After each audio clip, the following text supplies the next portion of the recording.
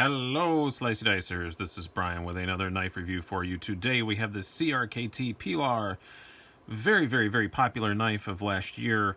So popular, in fact, that it sold out and I couldn't get my hands on one.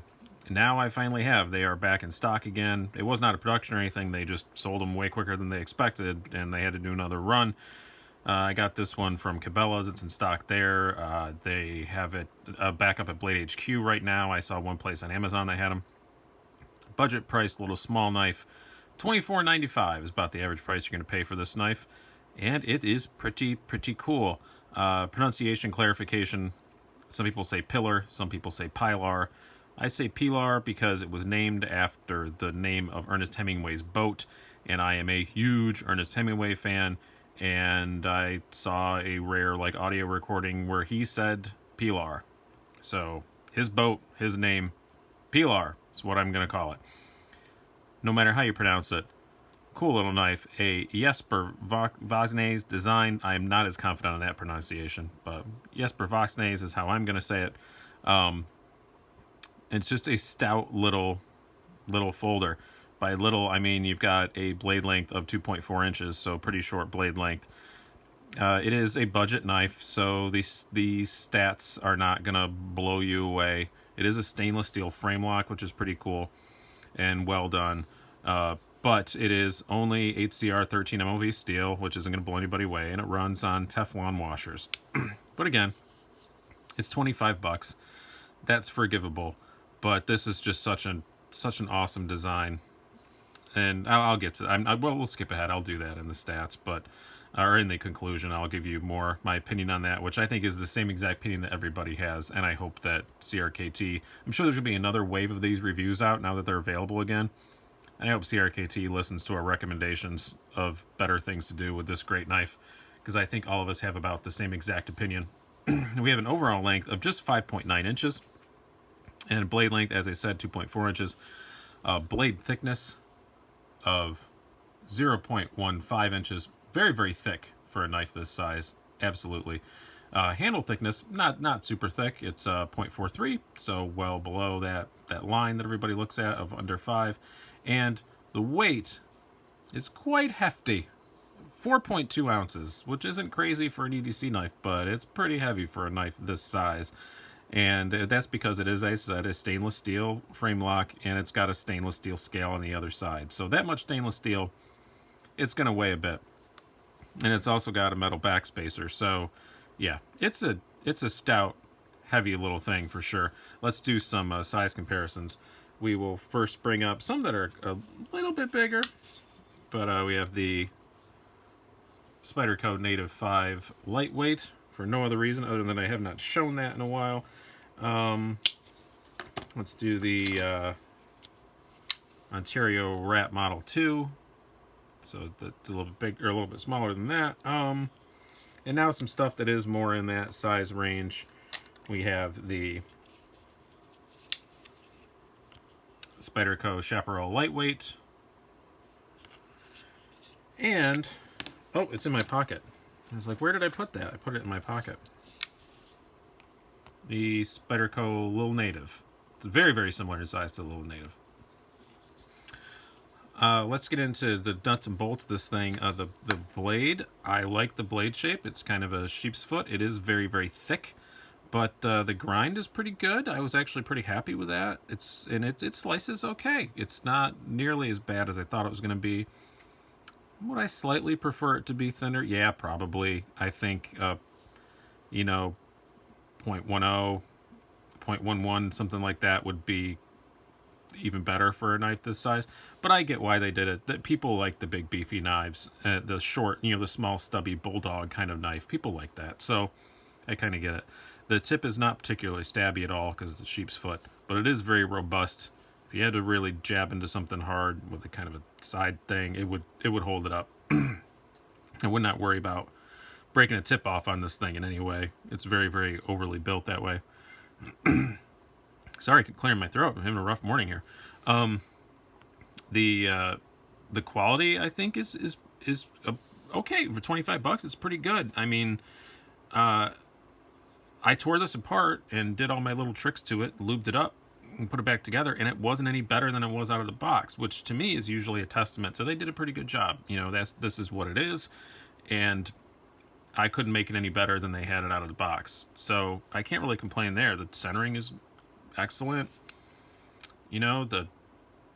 All the stuff you look for is good. The lockup's great. The lockup's about what you'd want. Again, there's no lock insert, obviously, because A, it's $25, and B, it's already stainless steel, so there's no need to do that. And the overall aesthetics, I think it looks cool as hell. I really like the looks of it, and I think that's one of the reasons that people were drawn to it. I think it just looks awesome. I do really like the way it looks. And ergonomically, it also feels good. Doesn't just look good, feels good. It's great in your hand. I, again, have large size gloves, but skinny fingers. And, yep, I mean, it's meant to be choked up on. If you choke back, it doesn't work well. But that giant finger choil is there for a reason. It's meant to be carried like this, not like this, and you can tell that. But I think the ergonomics are excellent. Pocket clip doesn't cause any hot spots. There are no hot spots at all to speak of. There's no jimping up here, which I would normally complain about. But this has such a thick blade that there's such a large area for your finger to rest on that it doesn't bother me as much as I thought it would. And yeah, it's really good. And carry, I mean, obviously it's small, so it carries fine, but it's heavy. No doubt about that. You do notice the 4.2 ounces, compared to, what's the little native. Let me make sure I got it right here. Yeah, you're looking at the little native of 2.4 ounces, so almost half the weight, for something that's the same size. A lot more money, but still, you can get lots of knives in this size that are way lighter. So if you're looking for weight reduction or something light and small, this is small, not light. Have I beat that into the ground enough? I think I have. Deployment, it's broken in really well. I've had it for a few days now, and it's been the only thing I've been carrying for a couple of days just to get used to it, and it's pretty good. I mean, it's Teflon washers, so it's not lightning fast, but it's good. You can flick it when you don't have a camera tripod in your way. Oh yeah, I got it. You can flick it. It requires a lot of wrist. It's more of just a thumb open kind of knife. The only flaw I have with the deployment is this hole is pretty sharp.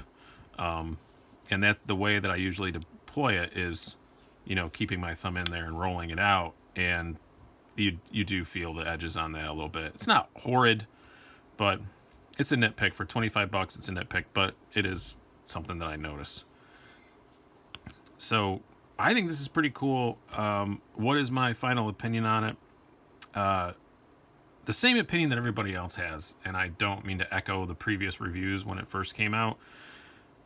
This is such a great knife that it deserves more. HCR13, I've touched up the blade on this once, and it's super easy to do. I did it just to do it, just to see, I didn't really need it yet. It held an edge okay, and the stuff, I used it to cut a fair amount of cardboard and open some boxes and things like that, and it held an edge okay, but I did touch it up once just to see. It is easy to sharpen. CRKT does an okay job with HCR, but it's still HCR. It's not great. And the Teflon washers, ugh, I don't like that. Bronze bushings would be totally fine, but the Teflon is just a step down too low for me. And it's so heavy that they could make it lighter so much easier. So I'll say the same thing everybody else has said. I'm begging you, CRKT. I'm on my achy knees. Make this in something like D2 steel, maybe, or Sandvik, and put bronze washers in it. Make this scale G10 so that it's lighter, and I'd pay $50 for it in a heartbeat. Without even blinking an eye. I would not be able to get my credit card out fast enough. I love the design of this knife. And it just deserves more. So, yep, this is an echo chamber. This is me just saying the same things that everybody else has said about it. But it is a great knife, and I still I got it, started searching for one before my 5 for $250 challenge.